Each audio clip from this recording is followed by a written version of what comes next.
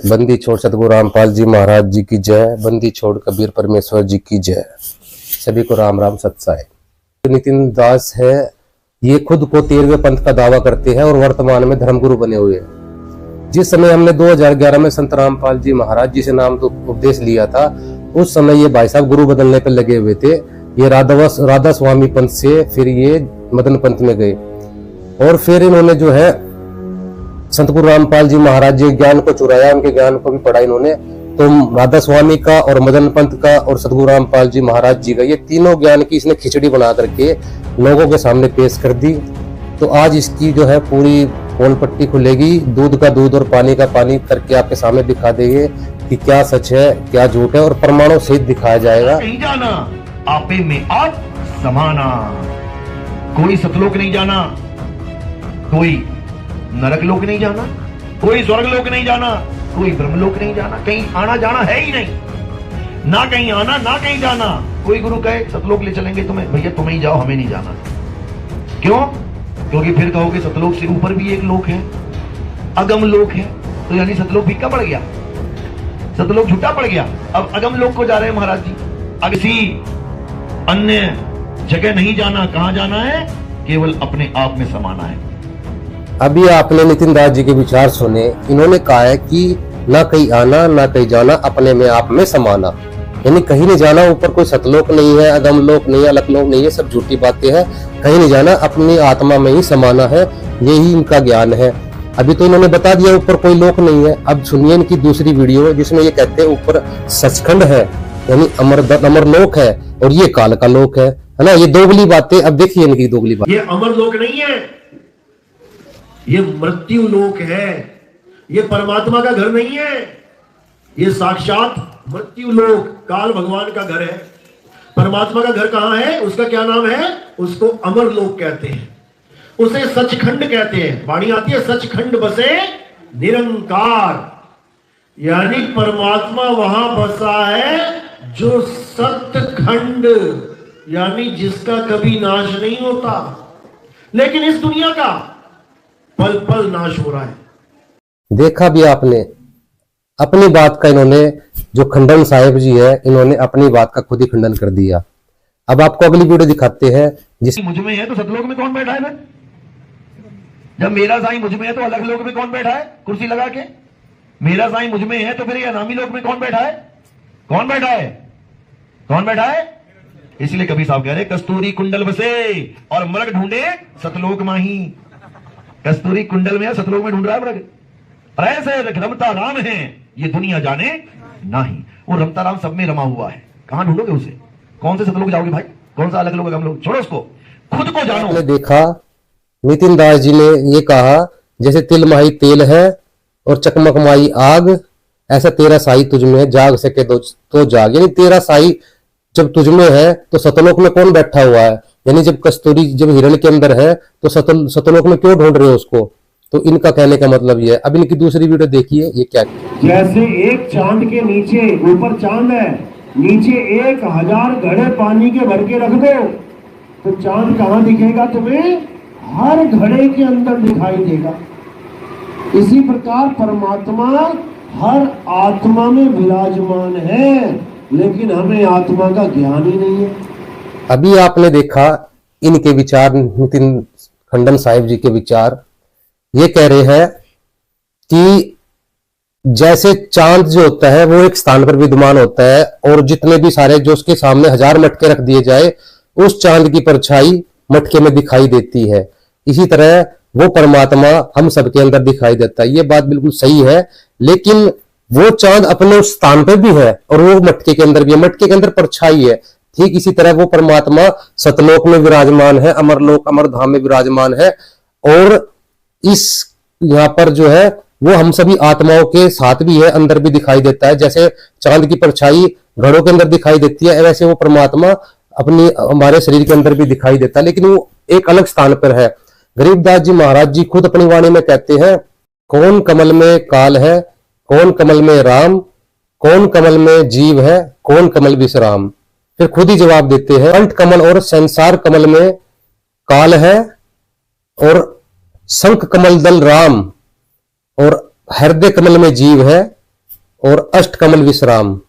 इस नितिन दास से पूछ लो कितने कमल होते हैं शरीर में और कितने द्वार होते हैं और कहाँ होते हैं, बता दे तो। खाली जीव के पीछे लगा हुआ है। कबीर साहब ने यानी गरीबदास जी महाराज जी ने अपनी वाणी में बताया है कि जो राम है वो शंख कमल में है, यानी 9वें कमल में है, और जीव जो है हृदय कमल में है, यानी कि जो इस यहाँ पे हृदय कमल में जीव है।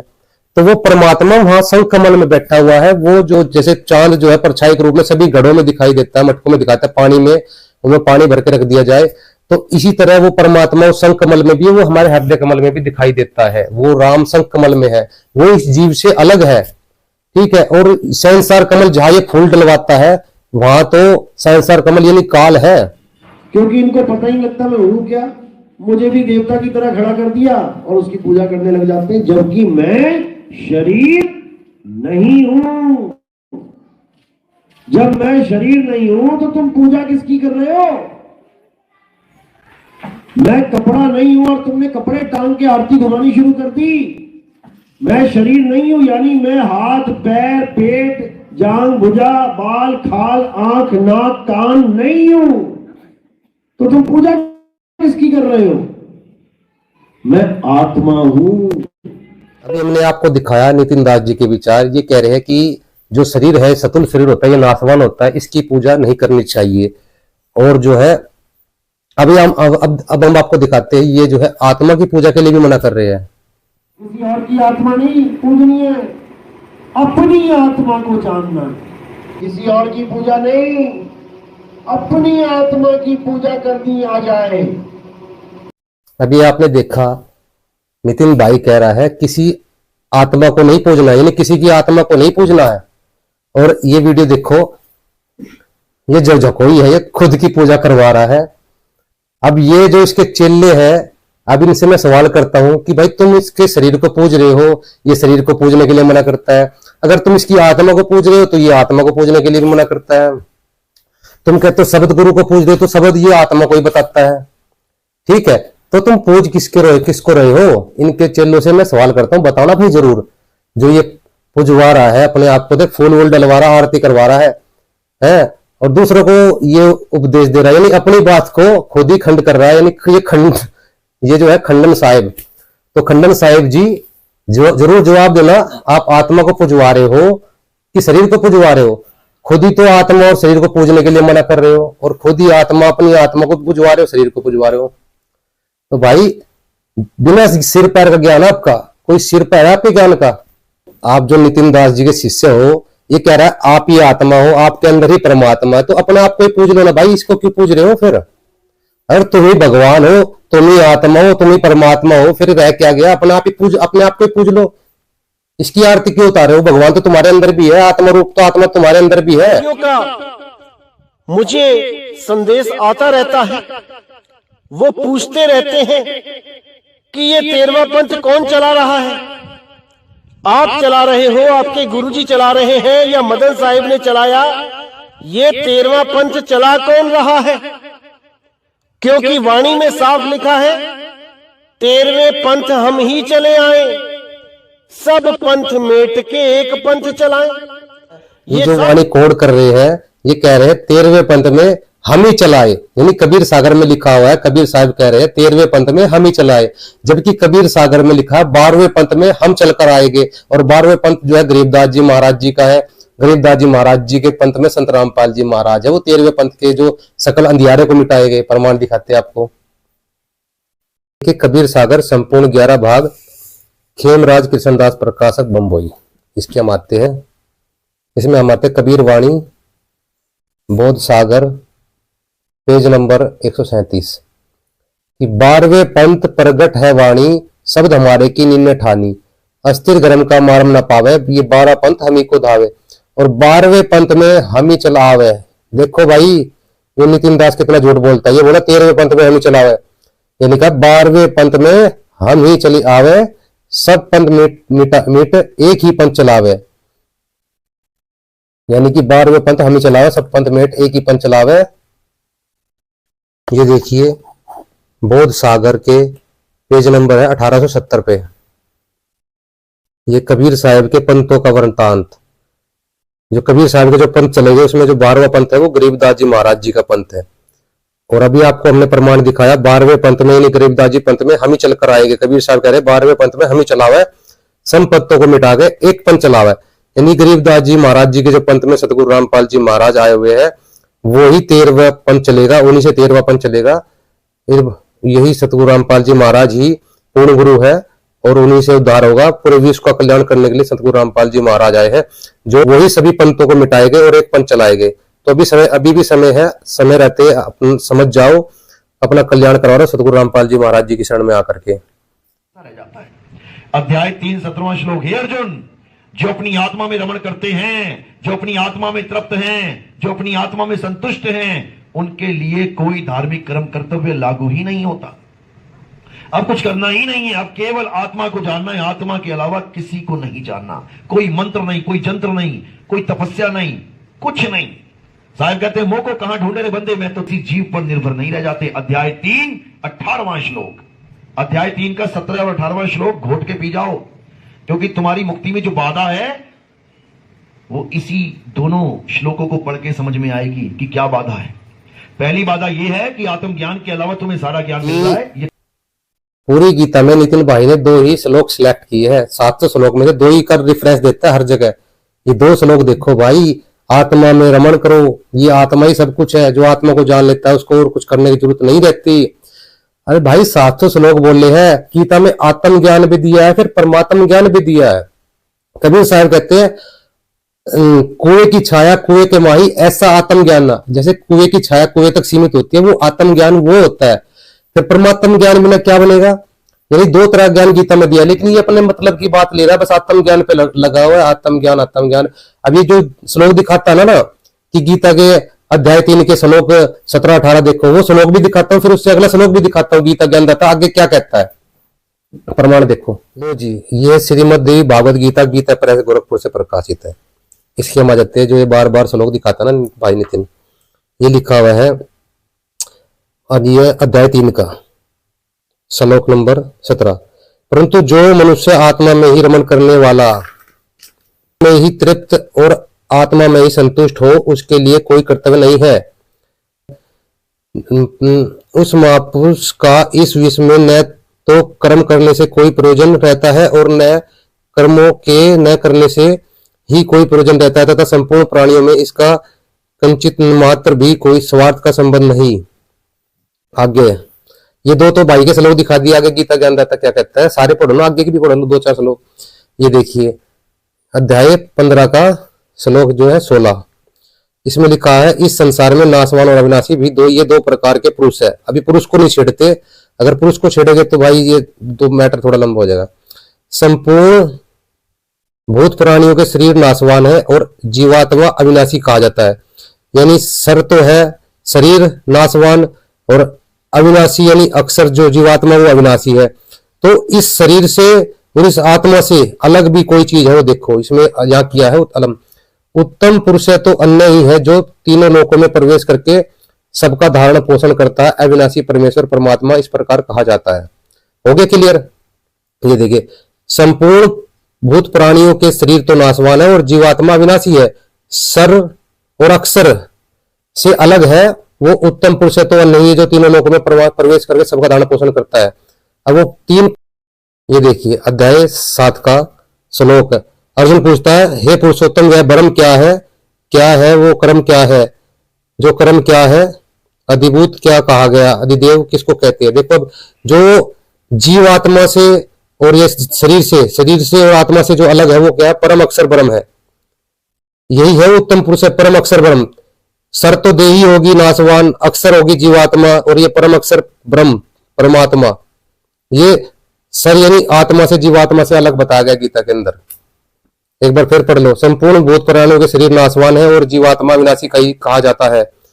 और यानी जीवात्मा सर और अक्षर इन दोनों से अलग जो है उत्तम पुरुष है तो नहीं है, जो तीनों लोकों में सबका धारण पोषण करता है, प्रवेश करता है, वो उत्तम परमात्मा पर पुरुष तो इन जीवात्मा से और इन सबसे अलग है, वो जो सबका धारण पोषण करने वाला है। साहब कह रहे ना कबीर साहब, कह रहे ज्यो तिल माही तेल है और ज्यो चकमक में आग, तेरा साईं तुझ में है, जाग सके तो जाग, तेरा साईं तुझ में है, मेरा साईं मुझ में है, ठीक है, लेकिन किस स्वरूप में है? उसका स्वरूप क्या है?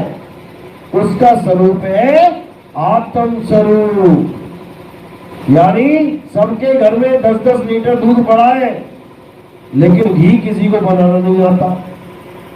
अब सारी उम्र रोटी चौपड़ के नहीं खा सकता हूं, नहीं तो चौपड़ के देख लो, दूध से चौपड़ोगे। सबके पास दूध है लेकिन घी बनाना नहीं आता, इसलिए सारी उम्र घी से वंचित रह जाएगा। सेम इसी प्रकार सबके पास आत्मा है, एक भी ऐसा नहीं है जिसके पास आत्मा ना हो, लेकिन आत्मा में परमात्मा प्रकट करना नहीं आता। अब ये आपने सुने नितिन दास जी के विचार। नितिन भाई साहब जो कह रहे हैं कि जैसे दूध है, आपके अंदर सबके पास दूध है और तुम्हें जो है घी निकालना नहीं आता। तो भाई साहब एक बात बता दूं, अगर सबके पास दूध हो और अपने आप ही घी बनना निकाल ले तो उसको गुरु बन के यहाँ धरती पे आके जामन लेके आने की जरूरत नहीं होती। वो परमात्मा होता है, जामन उसके पास है। जब वो धरती पे आता है तो वो जामन लेके आता है, ठीक है। और जामन आपके पास है नहीं, खाक दही जमेगी और खाक घी निकलेगा। दूध के अंदर जो है घी होता है, सबको पता है। ऐसे ही उसको जो गुप्त वस्तु को प्रकट करने के लिए हमें उसमें जामन डालना पड़ता है।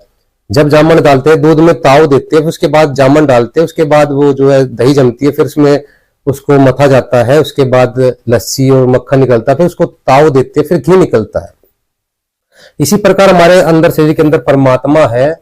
वो परमात्मा जो है वो प्राप्त करने के लिए हमें वो परमेश्वर सतगुरु रूप में इस धरती पे आते हैं, वो जामन लेके आते हैं। वो जो 3 नाम जो देते हैं, 3 बार में नाम दीक्षा देते हैं।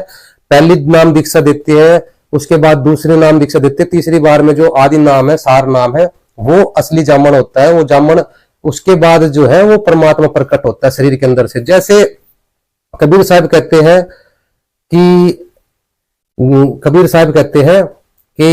जैसे हाड़ मास की देही में अमृत दूध सरवंत, गरीबदास घटपिंड में ऐसे है भगवंत। जैसे कोई भी गाय भैंस आप देखोगे, कोई कुंवारी गाय भैंस हो जिसको जो नई दूध ना हुई हो, उसके थन कितने भी पकड़ के खींचो, उसके अंदर से दूध निकलने वाला नहीं है। उसको इसके चेले सब क्या कर रहे हैं, जो भी भैंस होती है जिसका जो नई दूध नहीं, उसके थन पकड़ के खींचो। तेरा साई तुझ में है, जाग सके तो जाग, तेरा दूध तुझ में है, निकट सके तो निकाड़। अब लगे रहो थन खींचने के लिए, दूध निकट जाएगा। अरे भाई मारा साई, ठीक है, अच्छी बात है, तेरा साई तुझ में है, जाग सके तो जाग। जैसे तिल माही तेल है और चकमक माही आग, तो तेरा साई तुझ में, ये बिल्कुल सही वाणी है परमात्मा की। लेकिन जैसे दूध, गाय के अंदर भैंस के अंदर दूध है और कोई कहे तेरा दूध तेरे अंदर है, काट सके तो काट, तेरा दूध तेरे अंदर है, काट सके तो काट, खींचे तो थनों को पकड़ के निकट जाएगा दूध। उसका प्रोसीजर क्या है, जो गाय भैंस के अंदर जो गुप्त वस्तु है, जो दूध है, अभी वो नई दूध नहीं हुई है, तो उसके अंदर दूध निकालने का प्रोसीजर है कि उस भैंस को किसी नर पशु के पास लेकर जाए और वो जो है उसके अंदर जो है सेमन डालेगा, सेमन, और उसके बाद वो गर्भवती होगी, और उस गर्भवती होने के बाद में फिर बच्चा होगा, और उसके बाद में दूध की बाल्टी भरेगी। यानी जो गुप्त वस्तु थी उस हाड़ मास के शरीर में वो प्रकट होगी, प्रकट दिखलाई ना। तो ऐसे ही जो दूध होता है, दूध के अंदर घी होता है, लेकिन वो जामन लगेगा तभी तो घी निकलेगा। ऐसे वो जो जामन होता है वो परमात्मा सतलोक से, अमरलोक से लेकर धरती पर आते हैं, वो जो है नाम दीक्षा देते हैं। अब ये जो नितिन दास है, ये जो है सतगुरु रामपाल जी महाराज की नकल करने लग गया। एक तो कोई चीज होती है ओरिजिनल और एक होता है डुप्लीकेट। ये बिल्कुल डुप्लीकेट है, नकली, अलग ही दिख जाता है। डुप्लीकेट की पहचान आपने देखा होगा, जो नकल जैसे जो कॉपी प्रोडक्ट होते हैं, जो नकल करते हैं, वो अलग ही दिख जाते हैं। इस जो नितिन दास है, ये पहले राधा स्वामी में था, उसके बाद मदन पत में गया। तो इनके जो गुरु है, कौन से गुरु थे वो जो 3 बार में नाम देते थे? कोई गुरु देखा है जो 3 बार में नाम देता हो? इसने सतगुरु रामपाल जी महाराज जी की नकल कर ली। इसने क्या किया, वे जो मंत्र देने लग गया, वे उठ पटांग दूसरे मंत्र बना लिए दूसरे, क्योंकि इसको पता है अगर रामपाल जी महाराज जी के मंत्र भी तूने देने लग गया तो तू नकली साबित हो जाएगा पूरी तरह से। तो पूरी तरह से तो नकली साबित हो जाएगा। तो इसने क्या किया, अलग से ही दूसरे मंत्र दे दिए इसने, जय बंदी छोड़, जय सतगुरु। इनके चेले जो है बिल्कुल मंद बुद्धि गवार। अरे इससे पूछो तो सही, जो ये मंत्र लेके आया है, जो तुम्हें 5 अक्षर दे रहा है पहले नाम में, कहां प्रमाण है इस चीज का? कहा कौन से संत ने जाप किए? ये किसी संत का प्रमाण है? गरीबदास जी की, महाराज जी की वाणी में प्रमाणित है? कबीर साहिब जी की वाणी में प्रमाणित है? किसी ने जाप किए है? सतगुरु रामपाल जी महाराज जो पहला मंत्र देते हैं, नाम दीक्षा देते हैं, वो गरीबदास जी की, महाराज जी की वाणी में प्रमाणित करके दिखाते। देखो ये लिखा हुआ है यहाँ पे, कबीर सागर में कबीर साहिब की वाणी में प्रमाण करके दिखाते हैं कि देखो कबीर साहिब में भी 5 मंत्र ये लिखे हुए, ये जाप करने के है, प्रथम नाम दीक्षा है। और फिर दूसरा जो सतनाम देते हैं वो भी दिखाते हैं कि नाना देव जी ने देखो ये नाम जाप किया था। यानी एक बात को सिद्ध करने के लिए सैकड़ों प्रमाण देते हैं, और ये नकली एक प्रमाण नहीं दे रहा, और इसकी बातों पे आंख बंद करके बैठे हुए इसकी बात पर विश्वास कर रहे हो। जब ये प्रमाण नहीं दे रहा किसी चीज का भी, तो इसकी बात सत्य कैसे साबित हुई है? ये डुप्लीकेट है, नकली आदमी है। तो सतगुरु रामपाल जी महाराज जी ने जो है 3 बार में नाम दीक्षा देते हैं। गुरु जी अपने सतगुरु रामपाल जी महाराज अपने सत्संग में सुनाते हैं कि बेटा मैं एक साथ 3 क्लास के बच्चों को पढ़ाता हूं। यानी कि मेरे इस सत्संग में जो प्रथम नाम दीक्षा प्राप्त बच्चे हैं उनको भी पढ़ाता हूं, जो दूसरा सतनाम प्राप्त है उनको भी सत्संग सुनाता हूं, और जो तीसरा सारनाम प्राप्त है उनके लिए भी सत्संग करता हूं। सबके लिए सत्संग करता हूं मैं एक साथ। तो प्रथम नाम दीक्षा क्या है? जैसे प्रथम नाम दीक्षा प्राथमिक स्कूल होते हैं, जैसे कि 1 से 5वीं तक के, और जो दूसरी सतनाम जो दीक्षा प्राप्त बच्चे होते हैं, जैसे 6ठी क्लास से लेकर 12वीं तक के, यानी हाई स्कूल के बच्चे, और फिर जो सारनामी बच्चे होते हैं वो समझो PhD वाले बच्चे। तो सतगुरु रामपाल जी महाराज जो है एक साथ 3 क्लास के बच्चों को पढ़ाते हैं, सत्संग करते हैं। तो इसने भी नकल कर ली कि मैं भी एक साथ 3 क्लास के बच्चों को पढ़ाऊंगा, पहले प्रथम नाम दीक्षा दूंगा और फिर मैं 6 महीने बाद छोड़ दूंगा इसको। मतलब ये 52 अक्षर है, छोड़ने हैं 52 अक्षर है। और फिर दूसरे नाम दीक्षा देता है, वो पटांग कहीं किसी चीज का कोई प्रमाण नहीं, और फिर बोलता है ये भी छोड़ दे। फिर बाद में जब छोड़ने है तो देख क्यों रहा भाई? जब छोड़नी है तो देख क्यों रहे आप? और सतगुरु रामपाल जी महाराज जी की मतलब पूरी नकल करने की कोशिश की है इसने। तो कहते कि ये सतगुरु धाम न पहुंचेगी, ये वाणी 84 की डोर, ये परमात्मा की वाणी चोरी कर करके और उल्टे सीधे अनुवाद करके गुरु बन बैठते हैं, ये सतलोक नहीं जा सकते। जब जामन आपके पास है ही नहीं तो आपकी दही जमेगी कैसे? जमी नहीं सकते दही। और स्थिर कैसे हो गए? स्थिर हो नहीं सकते आप। तो शिव शंकर भगवान है, उन्होंने 88,000 वर्ष तक समाधि लगाई, उन्होंने अपनी आत्मा को जानने की कोशिश की, प्रयत्न किया, लेकिन वो भी जो है अपने आप को स्थिर नहीं कर सके। वो भी 88,000 वर्ष समाधि लगाने के बाद भी मोहिनी से जा चिपके। तो ये जो है ये भ्रमित ज्ञान है तुम्हारा। और सतगुरु रामपाल जी महाराज जी कहते हैं, गरीबदास जी महाराज जी की वाणी है, श्वासा पारस भेद हमारा, जो खोजे सो उतरे पारा। श्वासा पारस आदि निशानी, यानी कि सतगुरु रामपाल जी महाराज जी का जो नाम दीक्षा देते हैं वो श्वासा पारस भेद हमारा, यानी जो श्वासम के अंदर ही वो भेद छुपा हुआ है। कि परमात्मा कहते हैं जिन खोजा तिन पाइया, गहरे पानी बैठ, और मैं बावला डूबने से डरा रहा किनारे बैठ। यानी कि अगर तुम्हें खोजना है तो किनारे पे बात नहीं बनेगी, गहरे पानी में आकर बैठना पड़ेगा। गहरे पानी यानी परमात्मा के इस ज्ञान की गहराई में उतरना पड़ेगा। और वो जो गुरु जी ने, सतगुरु देव जी ने जो 3 नाम देते हैं, 3 जो सतगुरु रामपाल जी महाराज सार नाम देते हैं, वो ही नल का है और उसी से जल निकलेगा। जैसे पृथ्वी के अंदर जल है तो नल का चलाने से ही जल निकलेगा। तो सतगुरु रामपाल जी महाराज जी के पास ऑथेंटिक प्रमाणित भक्ति विधि है जो किसी के पास नहीं है। उनसे नाम दीक्षा लेकर अपना कल्याण करवाइए। तो वस्तु वहां होगी तो वो अपने आप आएगी। इसी प्रकार परमात्मा जो है वो मंत्रों से नहीं मिलता है। परमात्मा कहते हैं कि अगर मुझे प्राप्त करना चाहते हो तो वस्तु की खोज करो। अगर तुम्हें वो वस्तु मिल गई तो मैं तुम्हारे पास हूँ। वस्तु कहीं ढूंढे कहीं कैसे लागे हाथ, गुप्त वस्तु तब मिले भेदी लीजिए साथ। तो कबीर साहब ने केवल वस्तु का ज्ञान दिया है, ना कि वस्तुओं के नाम का। और जितने भी नाम हैं ये वस्तुओं के ही नाम है, और नाम जितने भी हैं ये सब खंडित हैं। कबीर साहब ने नाम की महिमा गाई है, लेकिन उन नामों की महिमा नहीं गाई है जो बोलने लिखने पढ़ने में आते हैं।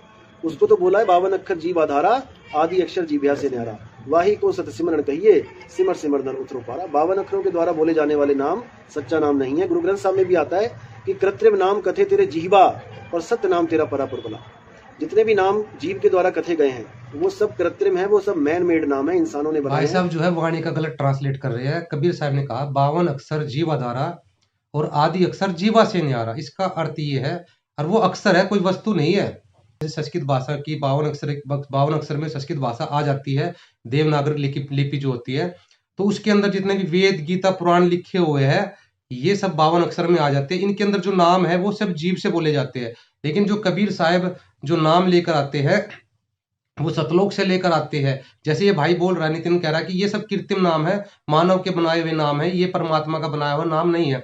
बिल्कुल भाई ये कृत्रिम नाम है, लेकिन जो कबीर साहब का जो कहते कबीर साहब कहते सोहम शब्द हम जग में लाए और सार शब्द हम गुप्त छिपाए। यानी जो सोहम नाम है ये परमात्मा ही संसार में लेकर आते। ये इनके जो ग्रंथ है 52 अक्षरों में जितने भी शास्त्र लिखे हुए हैं, जो पुराण वेद लिखे हुए, इनके अंदर ये सोहम नाम नहीं है, ये मानव का बना हुआ नाम नहीं है, ये परमात्मा सतलोक से लेकर आते हैं। जो आदि नाम है वो जो जीव से बोलकर जाप नहीं होता। ये जितने भी अक्षर है ये वेद पुराणों के अंदर जितने भी नाम है ये सब ये जो है सब जीव से बोलकर जाप होते हैं, इनके अंदर जो भी मंत्र है। लेकिन जो परमात्मा सतलोक से लेकर आते हैं वो जीव से जाप नहीं होता। वो जो है वो परमात्मा जाप करने का तरीका उनका अलग होता है, वो जीव से जाप नहीं होते, उनको अजपा जाप बोला जाता है। अजपा यानी जीव से होने वाला जाप नहीं होता वो। 52 अक्षर लोक तेरे सब कुछ इनके माही, ये अक्षर खिर जाएंगे वो अक्षर इनमें नाही। इस वाणी में कबीर साहब कहते हैं बार बार कि जो 52 अक्षरों में जितने भी ये शास्त्र लिखे हुए हैं, वेद गीता पुराण, इनमें जितने भी नाम है ये सब खंड हो जाएंगे, लेकिन वो अक्षर इनमें नहीं है। वो परमात्मा सतलोक से लेकर आते हैं। वो जो जामन लेके आते हैं, वो जब वो जो है आपके शरीर रूपी दूध में डालते हैं और फिर जाके घी निकलता है, यानी पूर्ण परमात्मा आपके शरीर से ही प्रकट होता है। तो शरीर में ही भगवान है। तो कबीर साहब जो है वो नाम परमात्मा का इसमें नहीं है। कबीर साहब कहते हैं सोहम सब हम जग में लाए, सार शब्द हम गुप्त छुपाए। यानी सोहम शब्द हम जग में लेकर के आए और सार शब्द हमने गुप्त छुपाया। आप कहते हो कि 52 अक्षर जो है मैन मेड है, यानी कृत्रिम बनाए गए हैं, यानी 52 अक्षर। तो आप ये सिद्ध करके दिखा दो सोहम जो जाप है ये बनाया हुआ, मानव का बनाया हुआ है, ये कृत्रिम जाप है।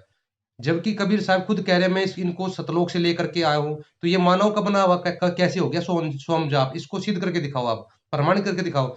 कबीर साहब कहते हैं, गरीबदास जी महाराज की वाणी है, सहजे सोहम जाप है, सहजे खेंच हदप 52 अक्षर से परे, सतगुरु समझा हरफ। यानी ये सतगुरु ने ये हरफ समझाया है। हरफ यानी सोहम जो जाप है 52 अक्षर से परे है। गरीबदास जी अपनी वाणी में बता रहे हैं।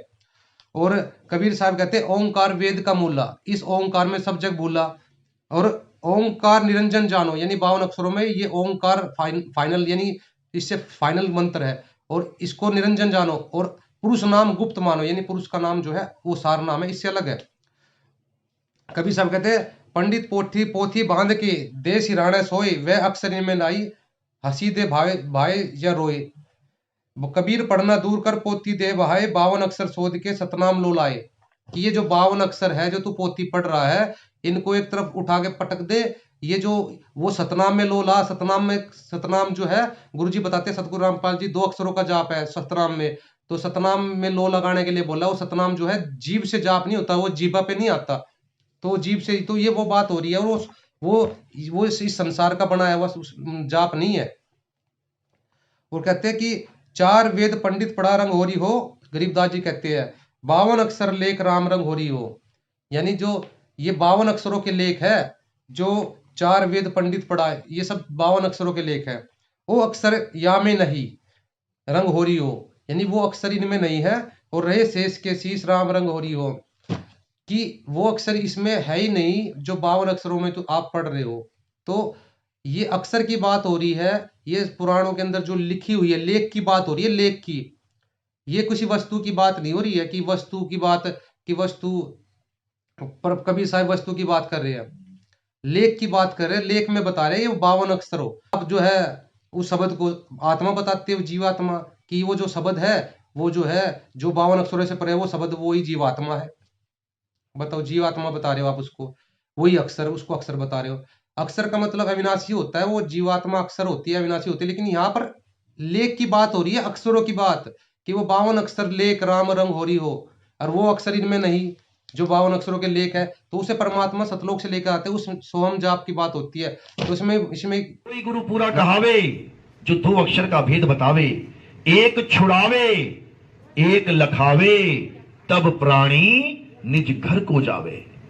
तब बात बनेगी, तब निज घर को पहुंचोगे, जब तुम्हें ऐसा गुरु मिल गया जो तुम्हारे सारे अक्षर छुड़वा दे। ज्योत निरंजन ओंकार आरंकार सोहम सतनाम नहीं जपना है, ओंकार आरंकार नहीं जपना है, ओम सोहम नहीं जपना है, सोहंग सोहंग नहीं करना है, सतपुरुष अकाल मूर्त नहीं करना, हिंदी के नाम नहीं जपना, पंजाबी के नाम नहीं जपना, उर्दू फारसी बंगाली इटालियन नाम नहीं जपना।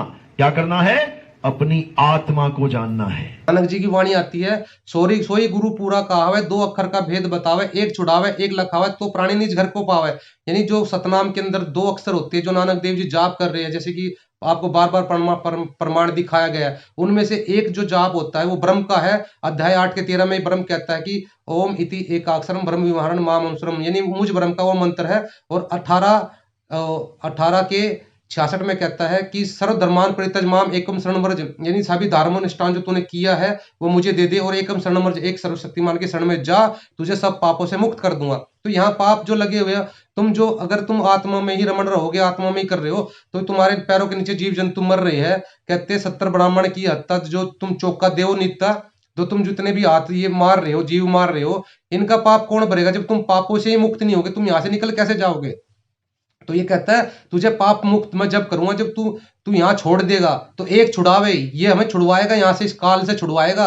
जब छूटे भी यहाँ से नहीं छूटोगे तो आगे कैसे जाओगे? तुम चले जाओगे आगे। तो दूसरा लखाए, दूसरा आगे हमें पहुंचाएगा। तो ये है सतगुरु सोई गुरु पूरा कहा है, 2 अक्षर का भेद बतावे, एक छुड़ावे एक लखावे, तो प्राणी निज घर को पावे। तो एक अक्षर जो ये ब्रह्म का मंत्र है सतनाम का, ये हमें यहाँ से छुड़वाएगा। छुड़वाने का मतलब ये है, यो नकली नुका है, ये छोड़ दो वो छोड़ दो, सारी पूजाएं छुड़वा दी इसने, ये भी यज्ञ भी छोड़ दो, ये छोड़ दो, अरे ये छोड़ दो, फिर शरीर भी छोड़ दे, ये शरीर भी छोड़ दे, ये भी दे, इसको भी छोड़ दे। तो सतगुरु रामपाल जी महाराज जी के पास जो है वो सही मार्ग है, सही कोर्स है, जो 2 अक्षर का भेद सतगुरु रामपाल जी महाराज जी ने बताया है। एक अक्षर हमें इस काल से छुड़वाएगा, यहाँ से जब पापों से मुक्त हो करेगा ये, और फिर जो है दूसरे अक्षर जो है हमें आगे लगाएगा, आगे हम यहाँ से ये आत्मा आगे चलेगी, कभी अक्षर पुरुष के लोक से पार होगी, अक्षर पुरुष से पार कराएगी। तो ये 2 अक्षर का भेद है। और कहते फिर नानक जी ने कहा, पंडित जो तू पढ़ा 2 अक्षर बिन 2 नामा, और पणवत नानक एक लखाए जाकर सच समावा। इन 2 अक्षर से भी अलग एक और है, वो सार नाम है, वो सार शब्द है, उसकी तरफ नानक जी कह रहे हैं कि पणवत नानक एक लखाए जाकर सच समावा, यानी उसके बाद सच, यानी सचखंड में जाकर ये आत्मा समा जाती है। तो सतनाम यानी 2 अक्षर से ऊपर भी एक अक्षर है, उससे मुक्ति होगी। ये तो नकली है, इसने कुछ पता ना है, परमात्मा की वाणी का गलत अनुवाद कर रहा है ये। जितना भी यज्ञों का ज्ञान है, ये सब वेदों का ज्ञान है। वेदों के द्वारा यज्ञ होते थे, और यज्ञों का एक समय था, सतयुग द्वापर त्रेता में यज्ञ किए जाते थे, बहुत सारे यज्ञ होते थे। लेकिन अब यज्ञों का खेल नहीं है। नानक साहब कहते हैं, कलयुग में एक नाम आधारा, सिमर सिमर नर उतरो पारा। कलयुग में केवल एक ही चीज चाहिए आपको, वो है नाम आधार। किसी यज्ञ की जरूरत नहीं है आपको कि आप यज्ञ करने बैठ जाओ, कोई यज्ञ नहीं। यज्ञ से सिद्धियां आती है। और यज्ञ देखो, यज्ञ क्या होते थे? यज्ञ जब ऋषि मुनि करते थे तो वो यज्ञ पर्यावरण को साफ करने के लिए, जैसे ऑक्सीजन कहते हैं, यज्ञ से ऑक्सीजन होती है, और यज्ञ देवताओं को खुश करने के लिए की जाती है। गीता में भी इसका प्रमाण है कि यज्ञ करने से देवता प्रसन्न होते हैं और बारिश करते हैं, बारिश से फसल होती है, अन्न होता है, अन्न से आगे जीवों की उत्पत्ति हो जाती है। जो जीव खा रहे हैं अन्न को, उससे इनको सिद्धि मिलती है। कहने का मतलब पेट भरता है उनका। तो इसी के साथ उन्होंने ये भी बोला है कि अगर कोई आत्मज्ञान में आ जाता है तो उसको यज्ञ करने की भी कोई जरूरत नहीं है, कुछ नहीं ऐसा करना है, केवल आप आत्मज्ञान में रहो। यही कबीर साहब ने कहा कि आत्मज्ञान बिना नर भटके। उन्होंने ये नहीं कहा कि यज्ञ के बिना नर भटके, या मंत्र ज्ञान बिना नर भटके, या तंत्र ज्ञान बिना नर भटके। ये सब करने की जरूरत कभी किसी समय पे थी, लेकिन अब इसकी कोई जरूरत नहीं है। कलयुग में केवल एक नाम आधारा होना चाहिए, आपको नाम पता होना चाहिए कि सच्चा नाम क्या है। जी सर, खुद ही कह रहे हैं कलयुग केवल नाम आधारा, और खुद ही कह रहे हैं कोई मंत्र जाप नहीं कर रहा, कोई नाम जाप नहीं करना, और फिर खुद ही कह रहे हैं कि कलयुग केवल नाम आधारा, सुमर सुमर नर उतरे पारा। तो भाई साहब दोगले मत बनो, एक जगह टिक जाओ, ताकि लोगों को भी समझ में आए कि आप कहना क्या चाह रहे हो। या आपकी अंग्रेजी आप बोल कुछ रहे हो, कहीं कुछ बोल रहे हो, तो दिमाग चक्कर काट जाता है। आपके जो ज्ञान है, आपका पास जो ज्ञान है, इसमें क्लियरिटी नहीं है, बिल्कुल यूजलेस है, इसमें कोई वैल्यू नहीं है। और ना आपके पास किसी चीज का कोई प्रमाण है कि आप किसी चीज का प्रमाण दे रहे हो और ऊट पटांग यानी संतों की वाणी को और गलत अनुवाद करके लोगों के सामने पेश कर रहे हो, भ्रमित कर रहे हो। इससे ज्यादा आप कुछ नहीं कर रहे हो। गीता वही गीता प्रेस गोरखपुर से प्रकाशित है, अध्याय 3 का श्लोक 14, जो अभी इन्होंने रेफरेंस दिया था इस श्लोक का, इसको पूरा नहीं बताया, हम बताते हैं पूरा आपको क्या होता है। संपूर्ण प्राणी अन्न से उत्पन्न होते हैं। अन्न की उत्पत्ति वृष्टि से होती है, वृष्टि यज्ञ से होती है। यज्ञ ये गलत, यज्ञ नहीं करने चाहिए, यज्ञ से होती है। यज्ञ विविध कर्मों से उत्पन्न होने वाला है। कर्म समुदाय को तू यानी ब्रह्म से उत्पन्न जान। इन्होंने वेद कर दिया, ब्रह्म का अर्थ होता है ब्रह्म से उत्पन्न जान, और ब्रह्म को तू यानी ब्रह्म को ये ब्रह्म का अर्थ होता है, ब्रह्म का अर्थ है यानी ब्रह्म को अविनाशी परमात्मा से उत्पन्न हुआ जान। इससे सिद्ध होता है कि सर्वव्यापी परम अक्षर परमात्मा सदा ही यज्ञ में प्रतिष्ठित है। अगला पढ़ो। हे पारस, जो पुरुष इस लोक में इस प्रकार परंपरा से प्रचलित सृष्टि चक्र के अनुकूल नहीं बरतता, यानी जो इस तरह से यज्ञ नहीं करता, यानी सृष्टि चक्र के क्रम को नहीं बरतता, अपने कर्तव्य का पालन नहीं करता, वह इंद्रियों के द्वारा भोगों में रमण करने वाला पाप आयु पुरुष यानी पापी पुरुष व्यर्थ ही जीता है। ये यज्ञ जो यज्ञ नहीं करता, इस तरह से परंपरा से जो प्रचलित चीज नहीं करता, यज्ञ नहीं करता। और इसे इस श्लोक में देखो, यज्ञ से बचे हुए अन्न को खाने वाले श्रेष्ठ पुरुष सब पापों से मुक्त हो जाते हैं।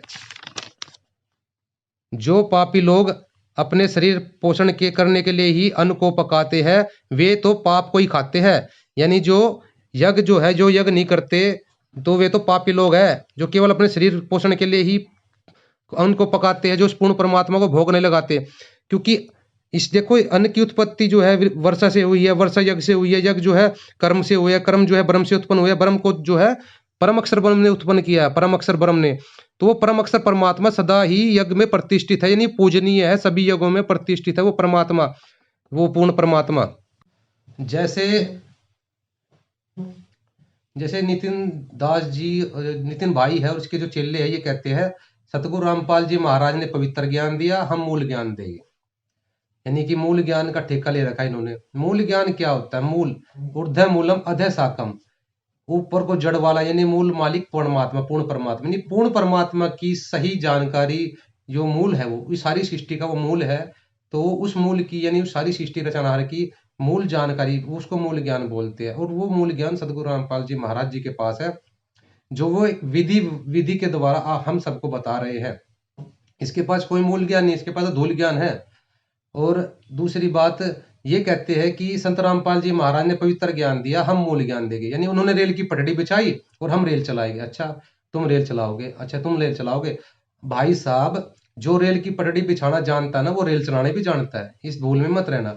और जो इस नितिन दास के पीछे लगे हुए हैं, उन शिष्यों से मैं ये कहना चाहूंगा, एक बात बताओ भाई, सतगुरु रामपाल जी महाराज जी ने सारे शास्त्रों में प्रमाणित करके दिखाया, वेदों में, गीता में, कुरान शरीफ में, गुरु ग्रंथ साहिब में, बाइबल में, हर ग्रंथ के में ये साबित करके दिखाया कबीर साहिब ही सारी सृष्टि रचनाहार है, और वो ही हम आत्माओं को पैदा करने वाली हम सबके पिता है।